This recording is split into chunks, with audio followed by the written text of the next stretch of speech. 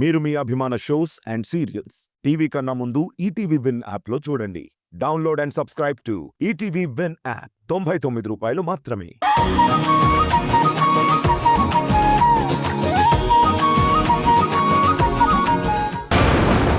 Uncle Radha ఇప్పుడే పెళ్ళొద్దంటుంది కదా, అలా అంటుందంటే దాని వెనక ఏదైనా బలమైన కారణం ఉంటుందేమో.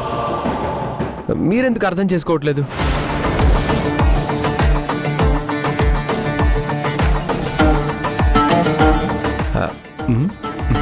చూసావా మీ వాళ్ళని ఎలా సైలెంట్ చేశానో? ఇదంతా నాకు మామూలు విషయమే. అవును బాబు, నేను ఈ విషయం ఇన్ని రోజులు పట్టించుకోనే లేదు. అమ్మా రాధా, నీకు మేము మాకు నచ్చిన సంబంధాలు చూస్తున్నాం గాని నీ మనసులో మాట అడగనే లేదు.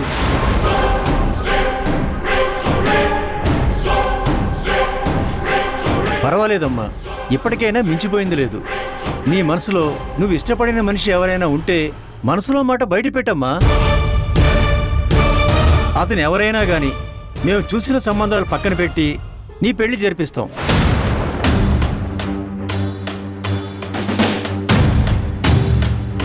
చెప్పు రాధా, చెప్పు. నీకెంతకంటే మంచి అవకాశం దొరకదు. నన్ను ప్రేమిస్తున్నానన్న విషయం చెప్పేసి. మీ ఇంట్లో వాళ్ళందరికీ నేనంటే ఇష్టం కాబట్టి మనిద్దరికి పెళ్లి జరిపించేస్తారు. చెప్పు రాధా, చెప్పు.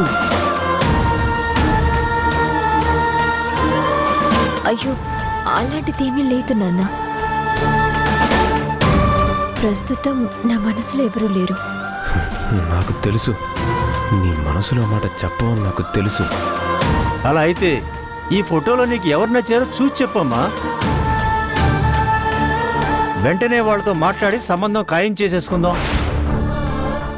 అల్లుడు గారు, మీరు చూడండి, మా రాధకి ఎవరైతే బాగుంటారో చూసి చెప్పండి. భగవంతుడా, నాలాంటి పరిస్థితి ఏ ప్రేమికుడికి రాకూడదు. నేను ప్రేమించి పెళ్లి చేసుకోవాలనుకున్న అమ్మాయికి నేను వరుణ్ణి వెతకడం ఏంటి? అబ్బా చూడక్క, ఫోటోలు చూసి బావగారిని సెలెక్ట్ చేయి.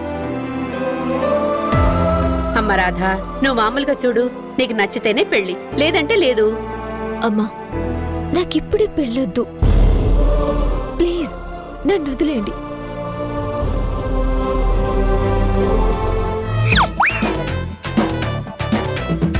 అంకుల్ తర్వాత చెప్తానంటుంది కదా, ఎందుకంత బలవంతం చేయడం?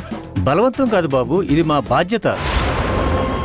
చూడమ్మా, నీకు నచ్చిన సంబంధం తెచ్చి నీకు పెళ్లి చేసేంత వరకు మేము సంబంధాలు చూస్తూనే ఉంటాం. తర్వాత నీ ఇష్టం.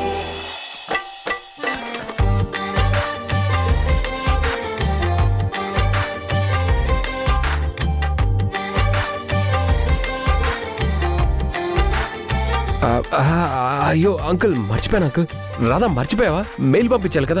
మెయిల్ నేను మెయిల్ చేస్తాను ఇప్పుడే. ఒక్క నిమిషం. అమ్మా, నేను కూడా బయలుదేరుతాను. అక్కడ బామ్మని చూసుకోవటానికి ఎవరూ లేరు. అలాగేనమ్మా. అలాగే, సరే నేను వెళ్ళి బట్టలు సర్దుకుంటాను. ఏమండి, అది ఊరెళ్తోంది కదా, దానికి పచ్చళ్ళు అవి పంపించాలి. మీరు రండి. ఎందుకు అక్క పెళ్ళంటే అవాయిడ్ చేస్తుంది? కారణం ఏమై ఉంటుంది? బావగారు, చెప్పండి మరదలు గారు. మా అక్క పెళ్ళంటే ఎందుకు అవాయిడ్ చేస్తుంది? మీకు కారణం ఏమన్నా తెలుసా?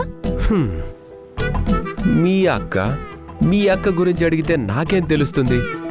వెళ్ళి మీ అక్కనే అడుగు. అది కాదు బావగారు, ఇంకా వెళ్ళి అడుగు. నాకు చాలా వర్క్ ఉంది, నువ్వే వెళ్ళు. అది కాదు. ఇంకేం చూస్తున్నా? వెళ్ళు అడుగు. వెళ్ళు.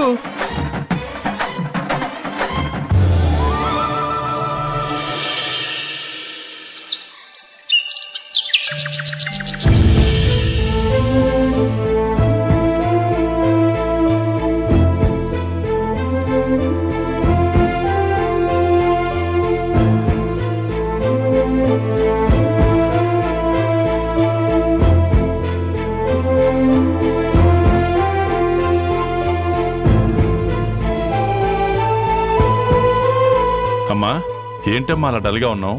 ఏమైంది? ఏంటత్తయ్య, రాత్రి జ్వరంగానే వచ్చిందా? ఏమండి ఒకసారి డాక్టర్కి ఫోన్ చేయండి. డాక్టర్ అవసరం లేదక్క, రాధ మీద బెంగ పెట్టుకున్నారు.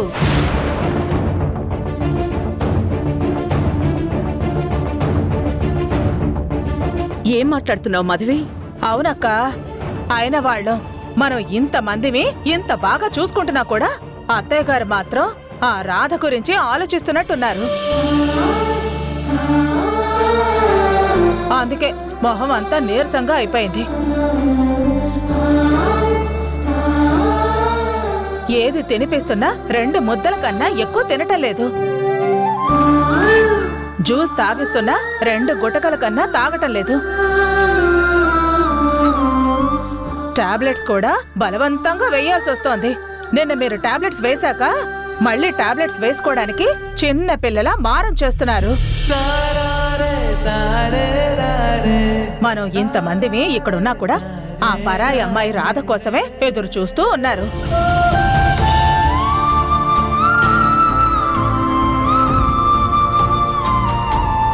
మాధవి నువ్వు ఊరుకో. అత్తయ్య గారి మనసు నొచ్చుకుంటుంది. ఏంటా మాటలు? జరిగింది చెప్తేనే కదక్క మీకైనా విషయం తెలుస్తుంది. అందుకే చెప్పాను. ఉన్న విషయం చెప్తే అందరికీ ఎందుకక్క ఇంత కష్టంగా ఉంటుంది? సరే నువ్వెళ్ళు. అత్తయ్య గారికి నేను నచ్చ చెప్తాను.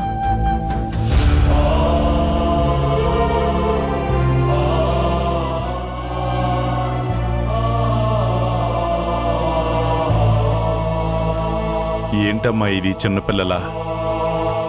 అయినా రాధ ఎక్కడికి వెళ్ళిపోయిందని మళ్ళీ వస్తుంది కదమ్మా. అంతలోనే నువ్వు ఇలా అయిపోతే ఎలా అమ్మా? అయినా నీకోసమే కదా దేవకికి రాధ ఇంట్లో ఉండడం ఇష్టం లేకపోయినా సరే తనని తీసుకొచ్చి ఇంట్లో ఉండనిచ్చాం. రాధ ఒక్కరోజు నీ పక్కన లేదని చెప్పి నువ్వు ఇంతలా డల్ అయిపోతే నిన్ను చూసి మాకెంత కష్టంగా ఉంటుందమ్మా. నువ్వే ఎలా అయిపోతే మేమేమైపోవాలమ్మా? ఒరే వాసు, నా బాధ మీకు అర్థం కాక ఇలా అనుకుంటున్నారు. రాధ ఈ రోజు లేదని నేను బాధపడ్డం లేదురా. తనే మన గాయత్రి అన్న నిజం మీకు తెలియక నా మనవరాల్ని మీరెంత ఇబ్బంది పెడుతున్నారో, తన మనసు ఎంత కష్టపెడుతున్నారో తట్టుకోవడం నా వల్ల కావడం లేదురా. అవును అత్తయ్య గారు, మీరొక విషయం అర్థం చేసుకోవాలి. రాధ ఎప్పటికైనా ఈ ఇల్లు వదిలి వెళ్లాల్సిన అమ్మాయి. మీ ఆరోగ్యం కుదుటపడాలని మీ మనసులో తన మీద ఎందుకో పాజిటివ్గా ఉన్నారని 30 రోజుల కోసం మీకు సేవలు చేయడానికి రాధని ఇక్కడ ఉండమన్నాం. కానీ మీరు చూస్తే తను లేని ఒక్క పూటకి ఇలా అయిపోతే ఎలా అత్తయ్య గారు? తన వల్ల మన ఇంట్లో ఎన్ని సమస్యలు వస్తున్నాయో, తన వల్ల మన గాయత్రి ఎంతలా ఇబ్బంది పడుతుందో మీరు చూస్తూనే ఉన్నారు కదా. మీరు ఆరోగ్యంగా ఉన్నప్పుడు కూడా ఆ రాధ వల్ల మనం ఎంత కష్టపడ్డామో చూశారు కదా. అన్నీ తెలిసిన మీరే ఆ రాధ కోసం ఇలా అయిపోతే ఎలా అత్తయ్య గారు? నా మనవరాలు మన నిజమైన గాయత్రి, రాధనే దేవకి. ఈ సత్య భ్రమరాంబ చేతులు కలిపి దొంగ గాయత్రిగా మన ఇంట్లో చేర్చి మన కుటుంబాన్ని నాశనం చెయ్యాలని చూస్తూ ఉంటే మన ఇంటి నిజమైన వారసురాలిగా వాళ్ళ నుంచి మనల్ని కాపాడింది. ఈ విషయాలన్నీ నాకు తెలిసాయనే కదా నన్ను ఈ స్థితికి తీసుకొచ్చారు. ఈ విషయాలన్నీ నీకు తెలియక మన గాయత్రి అయిన రాధ మీద మీరు ద్వేషం పెంచుకుని ఆ సత్యను గుడ్డిగా నమ్ముతున్నారు.